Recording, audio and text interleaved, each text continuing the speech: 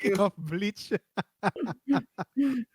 Kasi ibabanggit mo na yung white to bleach eh. Yun yung nasa isip ko eh. pero Sige true na. nga, tama si Dennis. Like, this is one thing also for me very unexpected. I never expected them to like come up, hey, we're doing Bleach, Bleach. but fully updated, great graphics. I'm like, Mhm. what? I Kasi would have it's never ano eh, expected it. it's been years since Yeah. natapos yung ano, yung Bleach na. Well, not natapos pero since it was discontinued kasi Yeah. tumuloy Putol. nga siya sa manga which is Right. unfortunate kasi kung babasahin mo yung manga, it's really one of the greatest arcs ng Bleach. Mm. I wouldn't say parang debatable if it's the best, pero it's definitely a good arc. It's a great. As as in it's a great arc kasi sobrang it's very action packed. Title pa lang nung arc, 1,000-year Blood War arc. It's 'Di ba? it spells epic. Diba? Mhm. You're just waiting for something amazing to happen. And given the trailers pala, just seeing seeing the new graphics being applied to something that like Bleach, Mhm. that we grew up with it with the I don't want to say chippy pie graphics, but the classic, the Yeah. classic art style. Yung Mhm. tipong alam mong destructible background kasi medyo iba yung outline niya. Mm.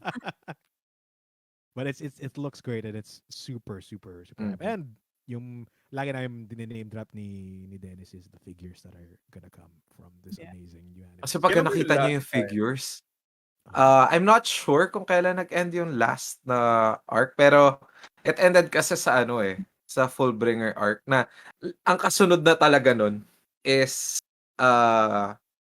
ito na. Itong 1,000-Year Blood War arc. Kaya nga siya super bitin. Kasi yung Yeah. story niya is siguro konting recap lang sa story ng Bleach. Diba? Nagsimula siya, walang power si Ichigo. Karoon siya ng power, naging Shinigami siya. Well, ano na to very, very summarized. Tapos, pumunta siya sa Soul Society, sinave niya si Rukia. Tapos, doon na parang na-welcome na siya na magiging Shinigami na rin siya or part-time Shinigami. Tapos, isi-save nila, isi-save niya yung as in yung mundo, ganyan, kapalit yung powers niya. Mm. Parang yun yung magiging ano dapat end on mawawala yung powers niya, makukuha niya ulit yung powers niya. Or magkakaroon siya ng medyo different version ng Like powers niya. new powers, Yeah. Ano to in layman's terms kasi very complicated yung powers ni Ichigo, not gonna lie. Lalo ito kasi hindi to nakita sa original na, well, at least yung anime, yung past seasons or arcs.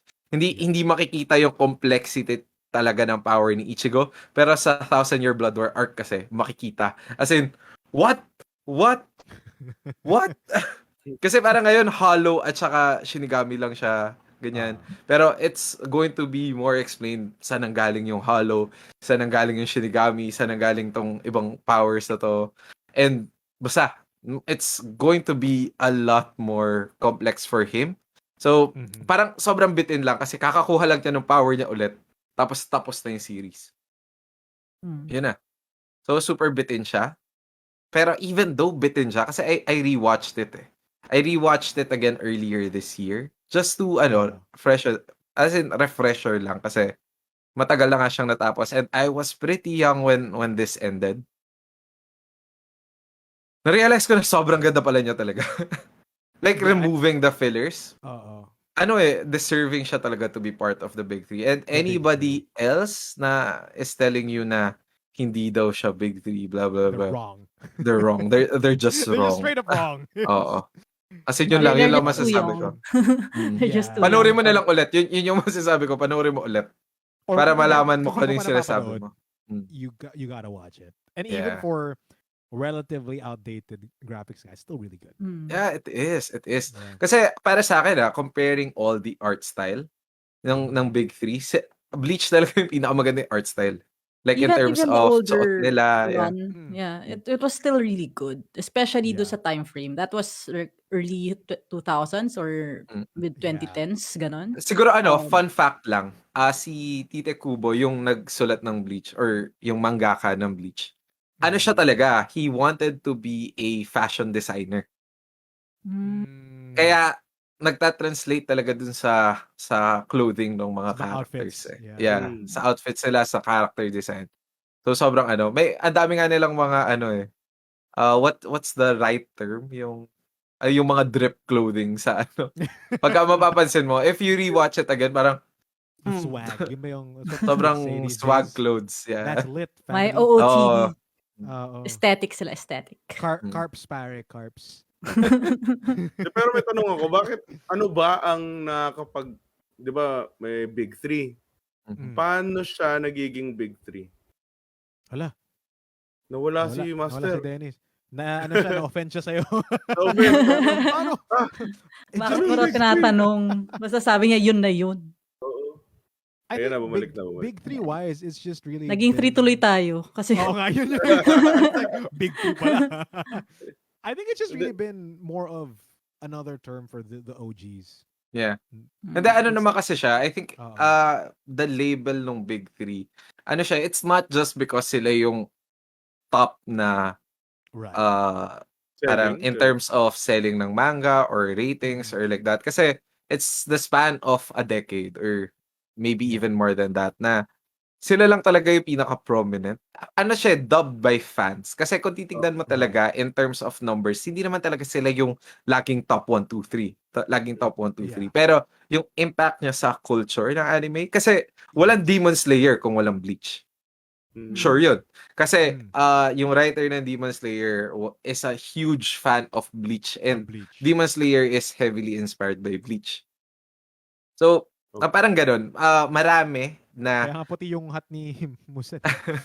pero pero yung big three, which are yung dalawa? Yung, the other two are? Naruto and One Piece. One Piece. Okay. So Bleach, Although Naruto, One some Piece. people, debatable, some people can bring in Dragon Ball Z.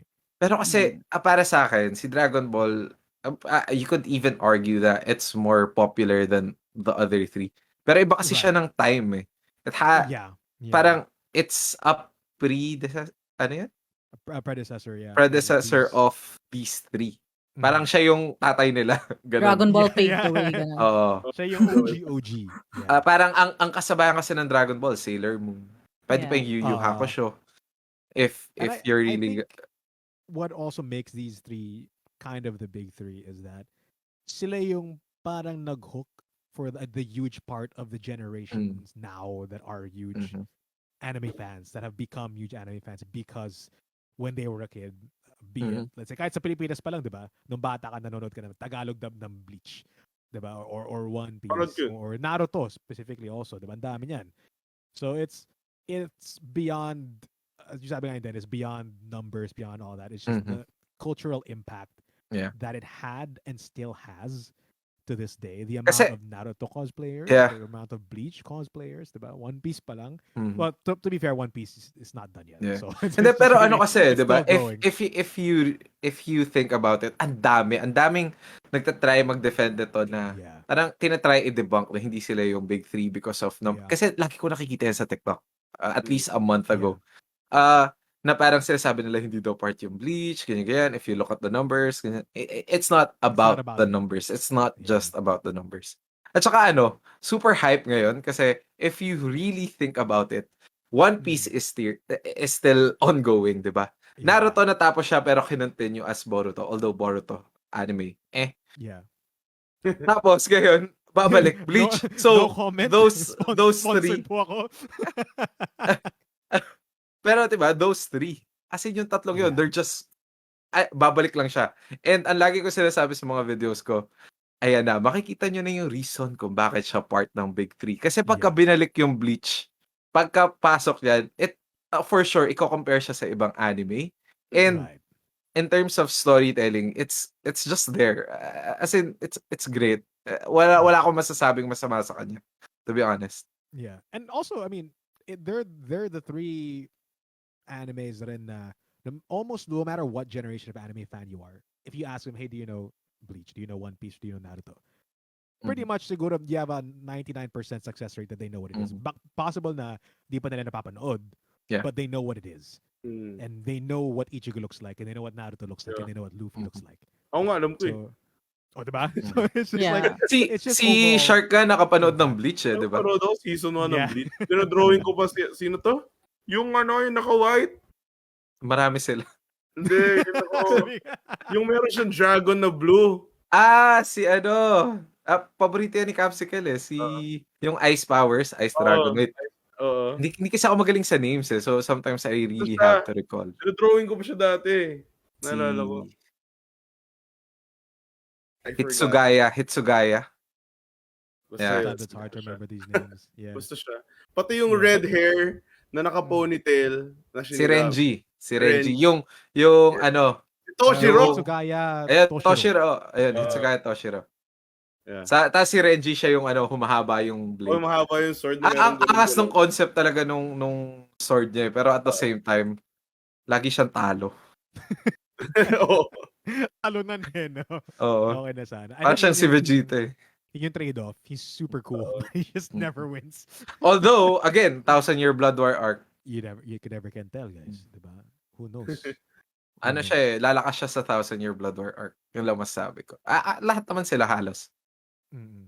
Wait, so may ice powers lang ba siya? Yeah, yun yung main ano niya. Kasi yung Shikai release niya, Ice eh. Tapos yung Bankai niya, yun yung parang ano. Hindi ko na masasabi ko ano yung mga pangalan nun. Kasi, basta yun. Wala siyang water powers. Hindi, wala siyang water. It's all ice-based. Tapos, sobrang angas niya sa ano. Kasi, dadating yung point na tatanda siya because of his powers. Basta yun. Related to ice? Si Mark Acosta Petilla, sabi niya, Vegeta ng Bleach si Renji. Oo. Laging may ganun, di ba? Laging merong rival. Laging merong rival na natatalo sa isang sabida na character na may orange. Yeah. Right. It's over 9,000. Yeah. Pero Si ano, okay, Vegeta, si Sasuke. he's the guy that Si taught me Sasuke, how to, ganun din. May how to orange spell din si Naruto. vegetables. Yung tatalunin mo tapos maging kakampi mo. Ganun. True. Sobrang ano, it's Iba a naman yung trope. color scheme nila, no? Yung mga, well, blue si Vegeta, Sasuke, kind of blue, purple, blue. At least si Purple, Renji, Sasuke. red. Si Renji Red hindi, siya, diba? Red siya, so medyo Red iba siya hair. ng konti. Ay, Uy, nasa comment nandiyan si section yung Indy. teacher natin. Si Hans. Oo. Sir, Sir. bakit wala kayo sa class? Wala kayo. Hello, No. DepEd. walang subs, di pa nagpa-substitute, no? Wala pang Oo, kasi walang workload. Wala. May lang. si teacher, may conference sa Southeast Asian. Sa atin. Thailand. May Oh, tour. shoutout kay Southeast Kami. Asian tour. Shoutout Ay, sa'yo, Kami. Kami. Shoutout sa'yo, Hans, sa Kami. May comment si Yoshino. Old Big Three, si Goku, si Batusai, at si Eugene. Honestly, Batusai. ano eh. Oh my God. Ito yung Actually, si masasabi ko Batusai, sa medyo- sa Yeah. old big three. Ang mahirap sa kanya kasi wala naman talagang coined na old big three. Mhm. Like, hindi siya Yeah. katulad kasi ng big three. Na nung nagra-run sila, kinoin sila as big three, kaya may big three. Pero yung past or yung Yeah. current big three, wala naman talaga. So, Mhm. kahit sinong gusto mo Right. But ilagay doon. I suppose if there was one, it's Mm. probably gonna be them. Kasi Mm. sila rin yung, I think, the equivalent. Pero of kasi this- Samurai X, if you really think about it, Samurai X only has one season. That's true. Pero sobrang Hindi siya impactful katulad to ng all ano. anime fans at that Yeah, time. but pag kinanta ko yung Freckles, Yeah, kakanta that's kayo lahat. true. Oo, Yung diba? tenenenen. Alam na lang lahat Yeah, yun. yeah. Nilalaro sa Kasi, drumsticks, nilalaro sa guitar i-compare pick. mo siya sa again, Sailor Moon, Dragon Ball, and then Yu Yu Hakusho, which is Ghost Fighter. Lalo dito sa Pilipinas, yung Ghost Fighter. Yeah. Okay, May bias ako doon kasi may Dennis doon. So, Yeah. Pag yung mas luma pa, mga Gen X na Flame of Voltes Recca, Voltes 5 Diamonds, Voltes nakapasingers. 5. Oh my God. Puro mecha. Time Quest. Time Quest. Alam niyo ba yung Time Quest? Oo. Ay, hindi. Yung ano, Alam mo. lilipad Teacher's pa ko Day rin. pala. Happy Teacher's Time Day. Quest. Happy Teacher's research Day, nga. sure. Baka familiar yung mga mukha ng character. Hindi ko Yung kailangan. Alala Time ko tuloy si Quest, Doraemon. May For some giant, reason. tas kumakain siya ng butike. Tapos may takore, tas time travel. sa RPN 9 pa, oh my God. Repeater kasi Pero talaga ako, kaya nandito pa rin ako sa class natin. may nag-comment si Remark, sabi na slam dunk. Si Yoshino sabi na Oo, Yes, slam slam dunk, dunk. Conan. slam Slam dunk. Yung dunk. Conan running pa rin, di ba? Mm. Kasi Oo. Yeah, running pa rin si Oo, Conan. running pa rin si mas mahaba siya Crawling, kaysa sa actually. One Piece. Crawling kasi hindi Ala. tumatakbo yan. Tagal Teka, matapos. have you guys watched Detective Conan? Or are you Yeah. familiar with the characters? Mitch, Yeah. addict na addict sa I have Detective. like I- super daming toys. Can you confirm for me? Ang dami nagko-comment din sa akin that kaboss ko daw si Maori, Detective Maori. Kaboss, I don't know what he sounds like. Si Pwede. Kokoro Mori. Oo, Or Mori yung pala, sorry. try saying na parang gano'n siya. Yeah, medyo kaboses mo yung nalutas ko na ang krimen. Oo. Ikaw ang Okay, pumatay. gets ko na, gets ko na. Ikaw, Yeah. pamatay. Yung mga ganyan ba? Okay, Yeah. okay. Yeah. Oo nga. Dre, Oo, ikaw nga yes. talaga. Ikaw Ang nga, dami, ikaw guys. nga. Kung may nakikinig dyan, baka naman. Kailangan nyo ng dabber. No, pero yun nga again, yung concept ng Big Three, it was dubbed for, kasi sa ibang generations naman, it's always going to be debatable. Yeah. Diba? Yeah. It's I mean, always with going to be anything, debatable. Except, that's- para sa akin talaga kasi, yung original Big Three was coined Big Three for them. Kinoin siya ng fans for them. So, that it's generation. that The generation, generation. yeah. Oo. So, Yeah. parang dinidebunk ganun. It's pointless kasi it was coined for it. It's not Yeah. because of ratings, not because of things like that. Right. It's just 'Cause I think- because ito yung Big Three. Yeah, and taking that concept, these people who are trying to debate, it's like, no, you can have your own big three Yeah. for your Mhm. generation of anime. Like they're not getting the point that this was the Mhm. big three because that was what they called it at the time Mhm. by those people who were watching these anime Mhm. at that time. Mhm. So Exactly. it's not gonna. Yun yung big three nila. Doesn't mean Yeah. you have your own big three. It's just At saka either way naman, it's a fan, it's a fan thing.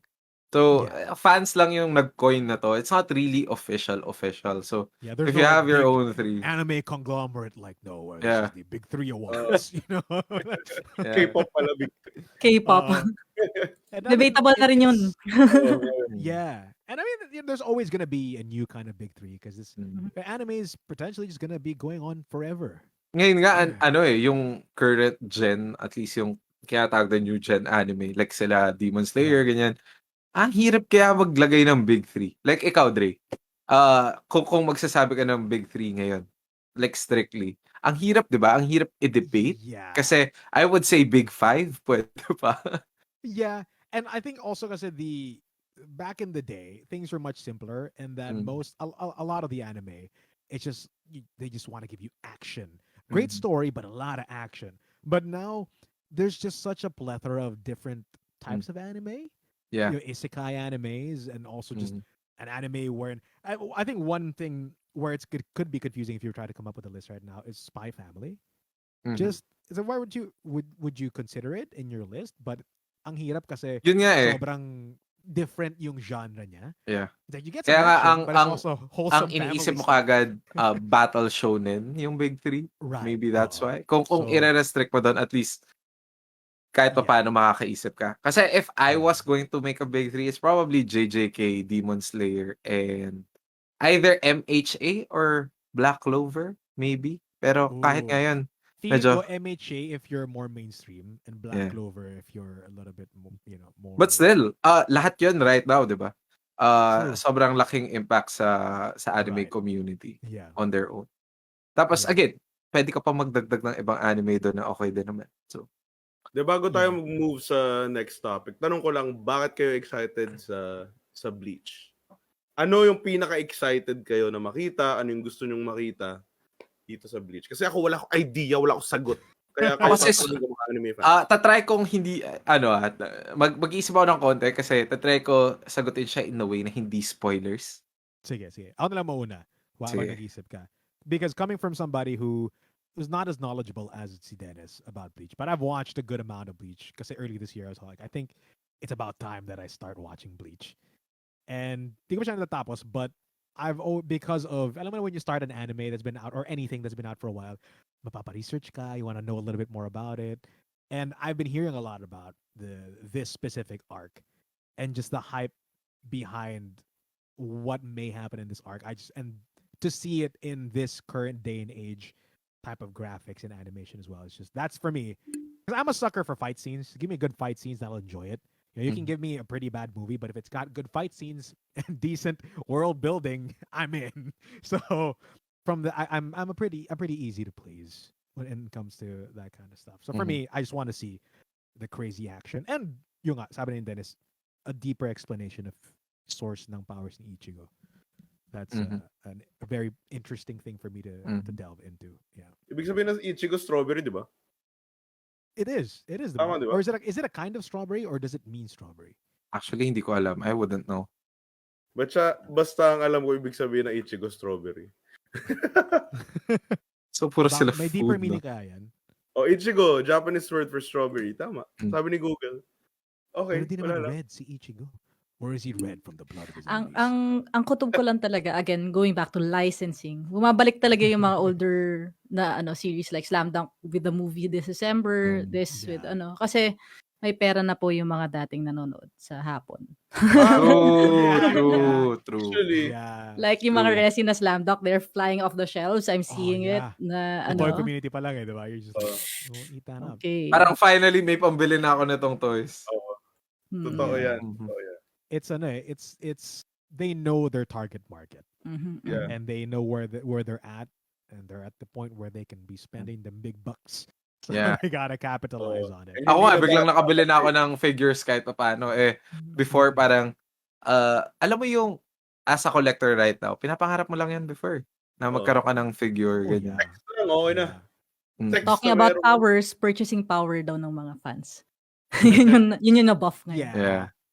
Ay, teka, just to go back to the question pala ni Shark kanina.